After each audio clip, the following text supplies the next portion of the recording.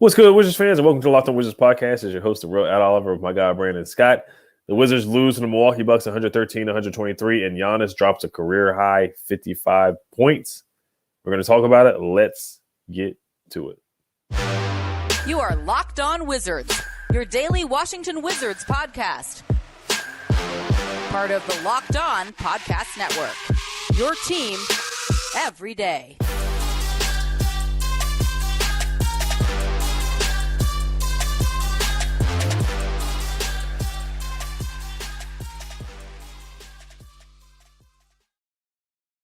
Thank you for making Locked On Wizards your first listen every day. We are free and available wherever you get podcasts.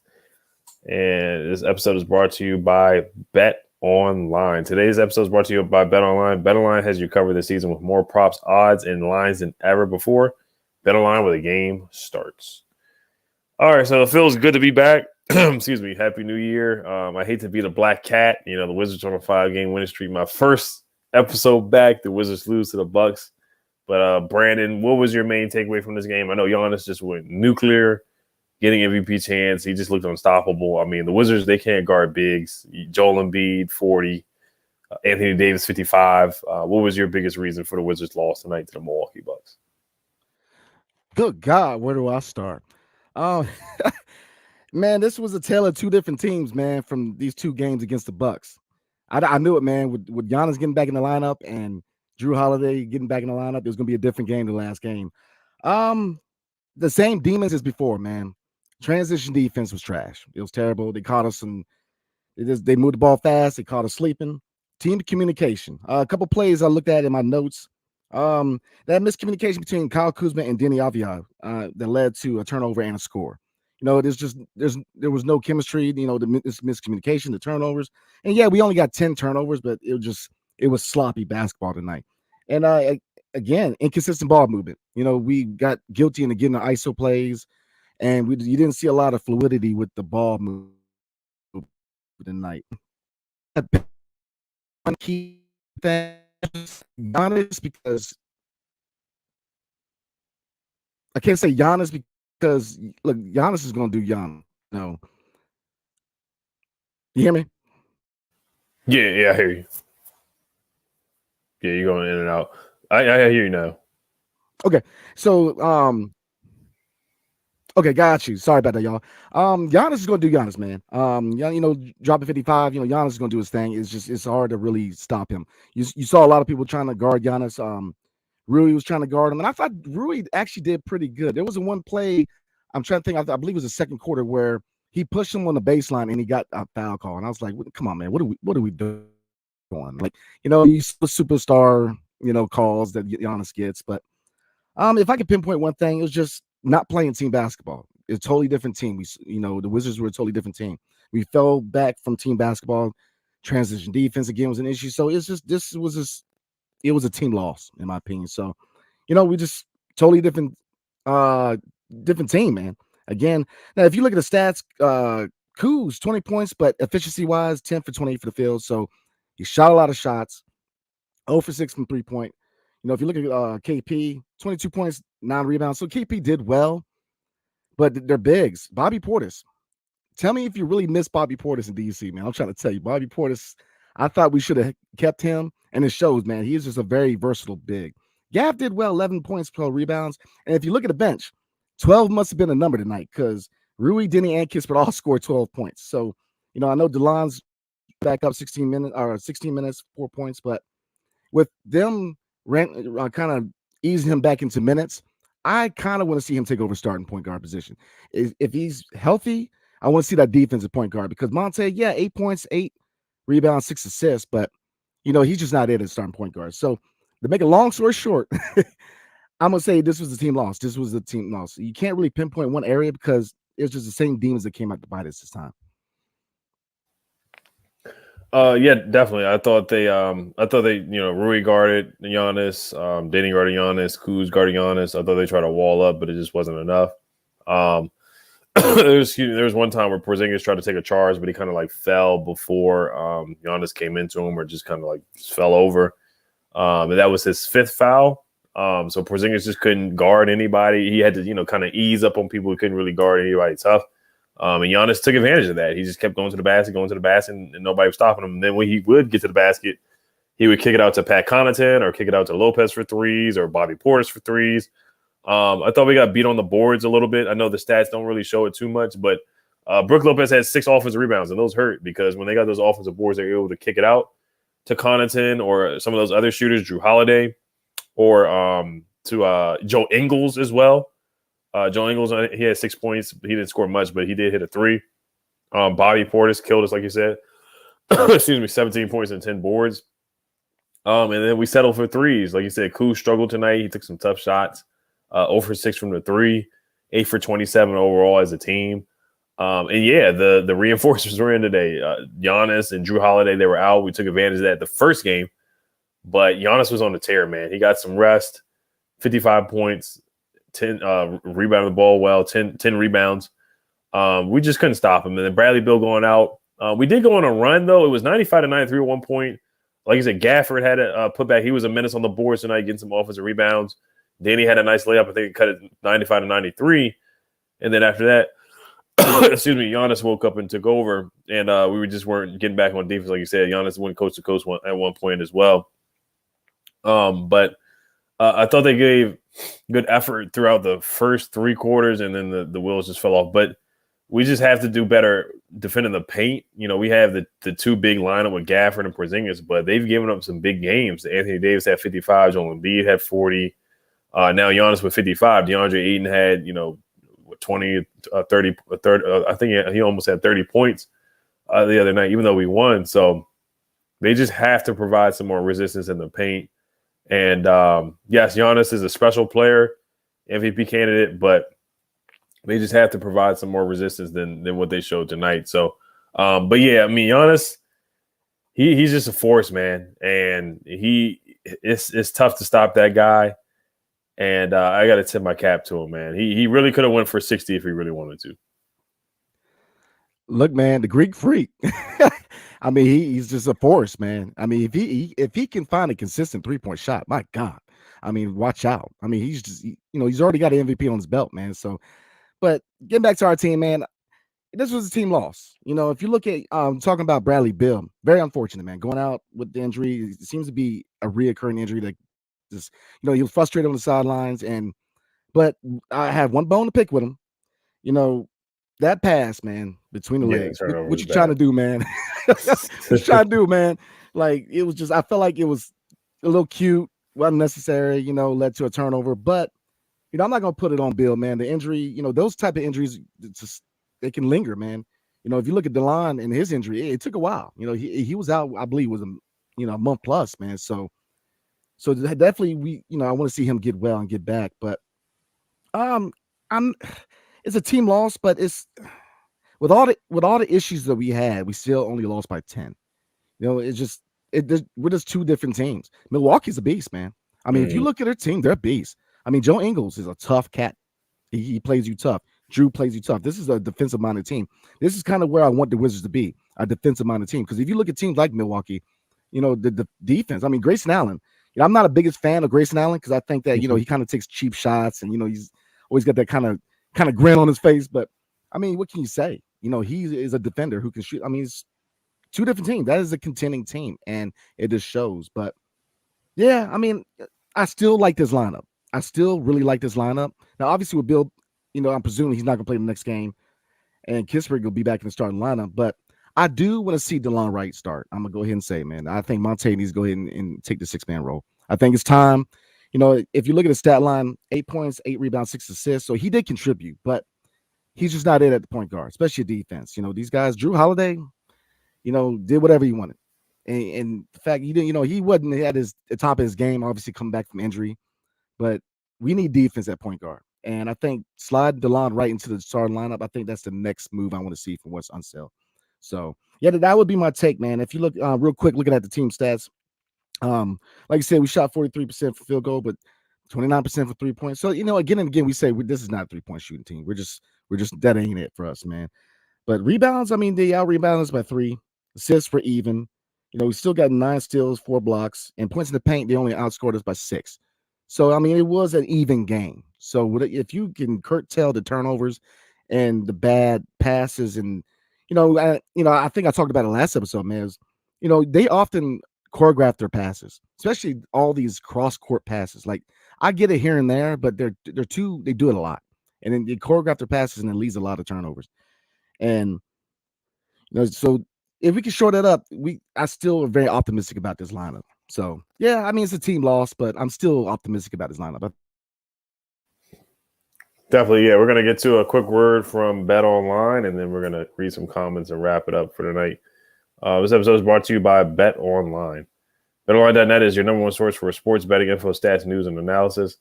Get the latest odds and trends for every professional and amateur league out there, from pro football to college bowl season to basketball and World Cup. You got it all at BetOnline.net. If you love sports podcasts, you can even find those at BetOnline as well. We're always the fastest, easiest way to get your betting info. Head to the website today or use your mobile device to learn more. BetOnline where the game starts. Make sure you guys check out the Locked On Sports today for your first listen. Now for your second listen, check out Locked On Wizards. All right, let's get to some comments here. Brandon, is there anything that stands out to you? Oh, we got a lot of good ones. Let's get into it. Let's go with Siva. I love Kuz, but he's taking so many stupid shots every time. It has happened every game, and it seems like West doesn't do squat about it. I agree. I agree that I'll say this. I'm gonna play devil's advocate here, man. I like his aggressiveness on offense, but he does shoot a lot of shots. And the efficiency can ebb and flow here and there from game to game. He does put a lot of shots up. And second, man, brother man seems like he travels every game. Like every game he's getting called for traveling calls, man. So, but I wouldn't say stupid shots. Now he can't tend to take low percentage shots, but I like the fact that he's aggressive. I do like the aggressiveness from him. And the same thing, you can say the same thing about Rui. Me and Ed were talking about before the episode. He kind of changed my mind. I'm a big fan of his aggressiveness. So am I willing to trade efficiency for aggressiveness? Yeah, I am, because I think aggressiveness is key for this team. So I agree, but we'll see. Let's check. Yeah, the shot selection wasn't great from Kuz. I know when Bill doesn't play, I know Kuz takes more shots. Kuz takes a lot of shots anyway, but they definitely were settling for some tough threes. And the Bucks made it hard on them. I mean, Giannis playing defense, and Brook Lopez, he's a defensive player of the year candidate. So it's not easy to just go in the paint against the Bucks and Brook Lopez, but they got to move the ball. They definitely got stagnant in that fourth quarter. And some of those bad shots, they lead to fast breaks for the Bucks. And when Giannis gets the rebound off of a bad shot, he's going 100 miles per hour, and guys are moving out of the way because they're not going to take a charge, or if they do take a charge, they're moving. I know that we challenged.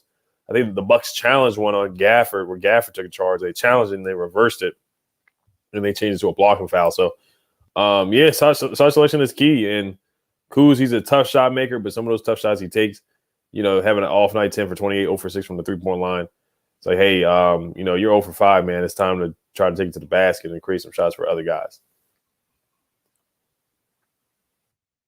Yeah, I totally agree. So let's see. And then as far as Rui's been on a tear since I've been out. This is probably the only pedestrian game that he had. I'm sorry that I came back and, we lost. I don't want to be the black cat jinxing us, but I love Rui's aggressiveness, man. He's played really, really well, man. 30 points, one game, 25. You got to look at which game he had 25, but he played well the last game against the Bucks too. So I've been happy to see how well he's played, how he's responded to the trade rumors. I mean, thank goodness for James Johnson, the Suns GM, for rejecting that trade for Jay Crowder. I just want to send him, the holidays are over, but I want to send him a thank you card for rejecting that trade and stopping Tommy Shepard for trading Rui for Jay Crowder, because Rui's been on a tear lately. I want to see him be aggressive. I know he doesn't pass the ball much, but we do need guys to be aggressive, and he's one of the guys that's been aggressive this whole season. Yeah, absolutely. We owe him a bottle of cognac and a cigar. I mean, because if you look at it from hindsight, man, that would have been a terrible trade, man. Because Rui responded, man. I mean, he's on a whole other level. I know that, with this game, he kind of cooled down a little bit, but I do like what I see from this bench lineup, man. When you see Rui and Denny play together, especially with Kispert, I think they play well together. They really do. But I do want to see DeLon in the starting lineup. But let's Yeah, get into and Jordan Goodwin too. He's been out of the lineup. That's something that I've seen while I was gone. Yeah. Monte 8.6 assists, 8 rebounds. Excuse me. DeLon, he had a couple of deflections and steals tonight. He struggled for shooting from the field too, but yeah, I definitely wouldn't mind a lineup switch as well. Yeah, I just think it's time, man. I think it's time for Monte to take a seat, man. I think he can contribute off the bench, but he just not at starting point guard. So let's see. Oh, peace. Yo, how can you let Giannis score 55 points on you? Shame on the Wizards for cowardice. Shame, shame, shame. Oh man. I mean, look, Giannis is going to get his. There's certain guys in this league, man, where they're going to get theirs. I mean, it really doesn't matter who you put on them. They're going to get theirs. I think the strategy of dealing with that is forcing the support personnel to perform. And they did tonight. They did tonight. And if you look at past games like Joel Embiid and a few other teams we played, we let their star guys do whatever they want, and we force the other players to perform. And by shutting down their support guys, we win games. But, you're not going to stop Giannis, man. I mean, look at this guy. I mean, he's a physical specimen, man. I mean, like I said, if he can add a consistent three-point shot, my God, man. So, yeah. Honestly, he doesn't even. He shouldn't do that. He should. I love when he settles for threes, but if he did have a 3-pointer, yes, he would be even more elite. But Peace responding to you, yes. The Wizards, should they have provided more resistance? Yes, of course. You don't want to double Giannis. They try to wall up on him, but it still didn't work. I mean, look at what Giannis has done the last couple games: 55 against us, 43 against the Timberwolves with Gobert, 45 against the Bulls in overtime. A couple games ago, he had 45 against Cleveland. He had 42 against the Pelicans. So I mean, we're not the only ones. This is career high. I'm surprised he hasn't got more than 55 in his career. I feel like he would have had a 60. I mean, Donovan Mitchell just had 71. We were talking about that too. I feel like Giannis. I'm surprised Giannis hasn't had a 60-point game before. But I know it doesn't feel good for Giannis to get his career high against us.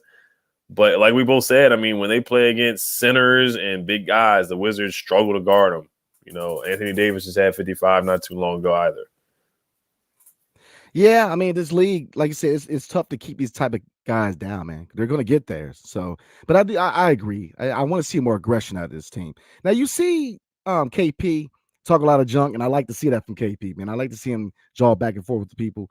But, I think we need a little more attitude, man. I think we need to get a little more dog in us a little Definitely. bit. Oh, yeah.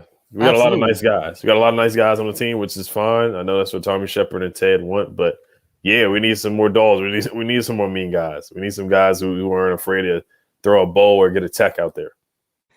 Hey, man, when you're in the trenches, you want some dogs. You know what I'm saying? Like, you don't want no choir boys in the trenches, man. You need some dogs, man. So I definitely agree. Matt said, glad we lost because the Wiz need to seriously reevaluate, oh my Lord, themselves. And if they are serious on winning, they need to themselves from playing contenders to playoff contenders. Man, how do I say? I agree, but I don't. I do agree that we need to have a vision for where this team wants to be. I think we're kind of in flux right now, especially with 3 guys where their contracts for next season are kind of up in the air. So we definitely need to choose a direction. One hand, I know a lot of fans are saying they want to tank, they want to rebuild, and I get that. But on the other hand, ownership says, look, Brad's the guy. So you got to try your best to try to surround him with talent, which ain't gonna be easy. So I agree that we have to reevaluate ourselves and really ask ourselves, where's this franchise headed, man? Because if I'm not a fan of playing and hoping to get into AC just to get playoff money. I personally think that's a loser mentality. I think that every year should be championship, and if it's not, then that's a problem. And that's just my 2 bits on it. I think that if this team seriously wants to win a chip, and Bradley Beal really wants to bring one to DC because it's been a minute, 78. I'm just saying, they have to really run their organization like a championship organization and stop being happy with first round exits. So that's my take on it, man. Yeah, right now the Wizards are sitting at 10th right now, so they're in the play-in. The 5-game win streak really helped them out with that. Excuse me. I know Ted Leonsis is happy about that. That they can get into the play-in and have somewhat of an opportunity to make the playoffs. They're really not far behind from the 9th seed either. The Hawks are 17-20. The Wizards are 17-22. They're 1 game out of the 9th seed for the play-in. So, The Wizards, they can fool around and really get that 9th seed. I don't see them really getting the 8th seed. But yeah, we've talked about this so many times. Should they rebuild? Should they tank and all that? Yeah, I don't mind if they really did a full rebuild. If they really want to move on from, if Kuz doesn't want to be here, like the rumors say, I don't know how true they are. But if they really want to reset and trade Kuz and get a pick, or get maybe 2 first-round picks, and if they really are trying to move, I would keep Rui. But if they're trying to move him and at least get it, because his trade value is going up now. If you can get a first-round pick for Rui, if you really want to rebuild, then go all in. Go all in and really rebuild. Don't just halfway do it. You got to trade guys and get assets. And this is a really good draft coming up. It's 20. You look at Scoot Henderson. You look at the dunk that he just had. I seen it on. There's no way we're going to get Scoot, but there's still some really good guys in this draft. So I understand what the last person just said. You just got to go all in the rebuild. That's what you got to do. But if they can compete, they look really good in the last 5 games. I was like, you know what? If they were healthy the whole way with DeLon, then maybe they could be an 8th seed or 7th seed at best. But I understand the rebuild. This is a really good draft coming up. And yes, I understand if you're running the treadmill, your purgatory 8th seed, 9th seed, you're going to play Boston in the first round. You saw what just happened to you tonight against Milwaukee with Giannis. They're the 3rd seed. Brooklyn, the Nets, they always beat up on the Wizards. KD always beats up on the Wizards. So you look at the top 4 teams in the East, yeah, if you play them in the first round, it's clearly a first-round exit. It clearly is. So I definitely, we all understand the rebuild aspect for this team 110%. But it was fun looking at the 5-game win streak. It was like, hey, we have good players. Porzingis being Eastern Conference Player of the Week. It's like they have talent on the team. They really do. Bradley Beal, another comment is saying that he needs to set out a month. We'll get to that too. But yeah, it's interesting because when you watch them win, you're like, yes, this is a good team. They got Gafford's playing better. DeLon is playing really well. We're 8-2 with DeLon. So it's real interesting. But yes, bigger picture, you would want them to rebuild and take advantage of this 2023 draft and collect assets for sure. Yeah, I mean, like you said, it's exciting to see them win. That 5-game win streak was hot, man, because they were playing as a team. It was what you wanted to see. They instituted that big lineup, and they really started playing like a team, man. But it's just, I can't stand that whole mentality of I'm happy to make an 8th seed tonight or play in. I mean, really? You're happy? That's the goal? I mean, every team in the NBA, you know what I'm saying? Like every team in the NBA, your goal should be championship. Easy. Look. I don't know if people realize, man, and if you do, you already know the hurt. We have not won a championship since 1978, since Wes Unsell's dad was playing basketball, man. I mean, it's been a minute. I mean, you got a fan base that not only, I mean, right now in DC, outside of 2019 World Series, outside the Capitals, we need something, man. We could talk about the Commanders. That's a whole nother conversation. But, as far as Wizards basketball, man, I mean, we got to start really, we got to rebuild, man. I know people can be like, oh, one loss, but I don't see, because really, if 8th seed is really the goal, what are we talking about? Like, really, what are we talking about? That's just a terrible mentality to have, man. If your aspirations in life are to be an 8th seed, then you already failed. You're already failing yourself, and you're failing the fan base. And that's just my opinion about it. If they're serious about surrounding him, then let's get it. But if not, let's rebuild. But they got to make a decision by the trade deadline, man, because Kuz, we all know that his eyes are set on bigger markets. LA is calling him again. There's been rumors about Brad, but it's kind of simmered down a little bit. But I mean, if we don't get out of this hole, you're gonna start hearing news about KP, because really, and we haven't heard it from his mouth, but how serious is KP about staying in DC? I mean, if you were KP, would you stay in DC? It's a tough call, man. You could easily see Rui, Kuz, and KP off the team going into the offseason. So it's a real tough position, man. This is a real gray area team, man, because it's good to see them win. It's good to see them play as a team, but what really is the goal?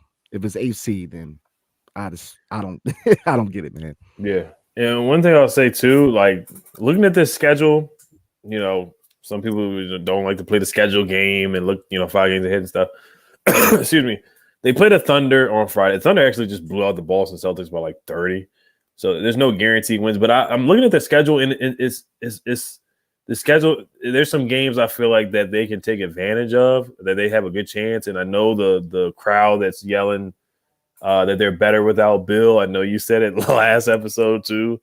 Yes, I do think they other guys get more opportunities. I think Denny, he gets more opportunities without Bill. I think Rui plays a little bit more aggressive without Bill. I think Kuzma plays more aggressive, Porzingis, etc. Monte Morris, I think he plays more aggressive without Bill. So I think Bill, if I had to guess, Alex in Adelaide, he just said Brad's hamstring is troublesome. How is he passing the fitness test? They showed a video of Brad on the bench. I didn't even see the play where he got hurt. His eyes were red. He did look a little teary eyed. I don't think he was crying or anything, but you could tell like this hamstring is really hurt. I don't know which hand, because he hurt both hamstrings this year, if I'm not mistaken. He's missed X amount of games, and you don't want to keep throwing him back out there, and then he keeps aggravating the hamstring. They had to, like you said, they had to set out DeLong for a month. So if you keep bringing Brad back, after 3 games and he aggravates again, he didn't even finish the first half, and he's already out. So if I had to, guesstimate, I'm not a doctor, but he's probably going to be out for another 5 games at minimum if I had to put an estimate on it. So let's see how these guys play. I think the Thunder's a winnable game. I think the Pelicans is a winnable game without Zion. Zion's going to be out for a couple weeks. They play the Bulls, who are 16-21. They already beat the Bulls this year. They play the Knicks and the Warriors without Steph. They play the Knicks again, and they play the Magic, who they just beat. So you look at the next 5 to 6 games, I feel like they can really go 3-3 or 4-2. The way they play without Bill, they have played with more energy. They have picked it up from what I've seen. I'm not going to say they're better without Bill, but I think they just play. I'll just say they take advantage of opportunities more when Bill doesn't play. I'll say it that way. And then they could fool around and get into the 9th seed. Very political how you worded that. But I mean, I agree with you, man. I mean, can you definitely say they're better without him? I think there's 2 different play styles with and without him. It's 2 different play styles. I'm not going to say one's better than the other, but you definitely see a lot more ball movement and a lot more team basketball without him. But you see how he takes a lot of attention from the defense, and I think that helps too. So it's a wild situation, man, because with his, I'm going to point out 2 things. And one, I think they need to set him for a little bit till he's 100% healthy, to sit him down, sit him down, let him get healthy and go from there. Because with everything going on with the contracts, he's here, man. And with the injuries and with his, I think he's going to be here for a while. So why not just try to I'm not going to say run it back, but try to get some picks, try to make some moves, and let's see about it next season. Because with his injuries and everything going on, man, even if we get out of this hole, if fighting for playing at A seed, I don't see it, man. So I don't think he's going anywhere, just because of the fact that with his contract, no trade clause, and the fact he's had injuries, who's really going to try to acquire him with the injuries going on right now? So I say get what you can for Kuz. I would like to see Kuz or Rui, one of them back. I don't think we need to pay both, but I like to see one of them back. And if there's any way to get KP to stay, I would definitely entertain it. But I think it's time to really see what you got in these young guys. Start seeing what you got in these young guys and start getting them more time, man, because this injury's lingering, man. And until they sit him down and really get him healthy, I think they're rushing him back. And that's why you keep seeing him get hurt time and time again. So if I'm Wes, if I'm the front office, I'm sitting Bill down, I'm letting him get healthy, and I'm starting to evaluate certain players and see what their value is. And I'm looking at Barton a little bit. See what you got in Barton, man. Try to get some value. You know what I'm saying? Yeah, Barton. Yeah, he is. Wes made a tough decision when not playing him. Actually, not tough in my opinion, but he made the right decision not playing Barton, and they have played better without him. I like Will Barton as a player, but I think it's time to move on for sure. But we're going to do a mailbag episode tomorrow. The Wizards don't play again until Friday, so we'll be doing a mailbag episode tomorrow and Thursday. So submit your questions. We're definitely going to answer anything we didn't get to in the chat tonight. We're definitely going to try to read that tomorrow. Thank you guys for listening, making Locked On Wizards your first listen every day. Now, for your second listen, check out Game to Game. Every moment, every top performance, every result. Locked On Game to Game covers every game from across the NBA with local analysis. And only Locked On can deliver. Follow Game to Game on Locked On NBA.